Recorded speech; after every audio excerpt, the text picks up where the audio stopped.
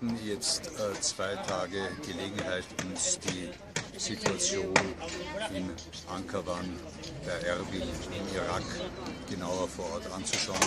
Wir wurden von den Verantwortlichen der christlichen Kirche sehr nett empfangen. Wir wurden über alle Situationen informiert. Es ist unheimlich, was seit dem August 2014 an Fortschritten erzielt worden ist in der Betreuung der zigtausenden Flüchtlinge, die hier rund um Erbil untergebracht worden sind.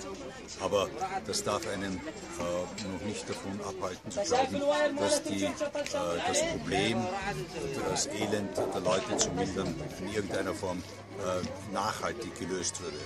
Es ist sehr viel geschehen, es wird auch weiter viel geschehen, aber die Situation selber ist wirklich sehr ernüchternd, weil es keine langfristigen Perspektiven derzeit noch gibt.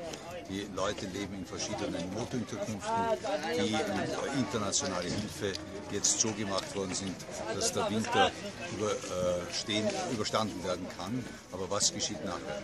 Daher haben wir sehr viel Augenmerk darauf gesehen, welche Perspektive für die Zukunft, für die Jugend und für die Kinder gemacht werden kann. Und da ist einiges weiter geschehen.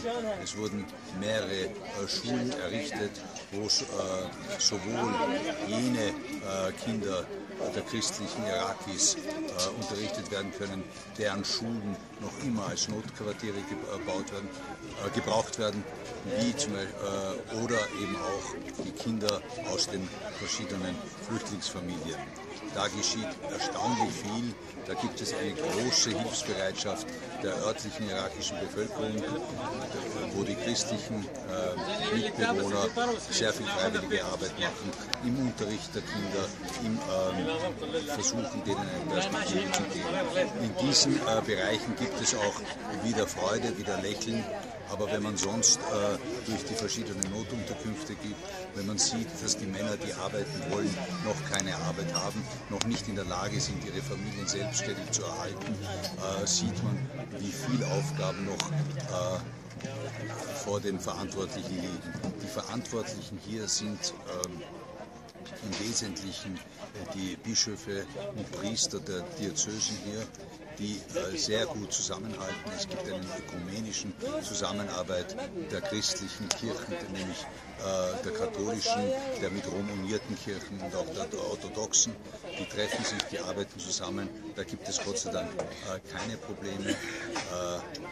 Und immer wieder versuchen sie, die Menschen, die in den ersten Phasen nach ihrer dramatischen Flucht eigentlich emotionslos, lethargisch und depressiv waren, wieder aufzubauen und ihnen eine neue, kleine Perspektive zu geben. Wenn man den Erzbischof Nona, der aus Mosul geflogen ist, fragt, was haben Sie für Pläne im nächsten Jahr, dann sagt er, bitte denken wir nicht über Jahresfrist, das ist viel zu weit, wir müssen an morgen, wir müssen an übermorgen denken.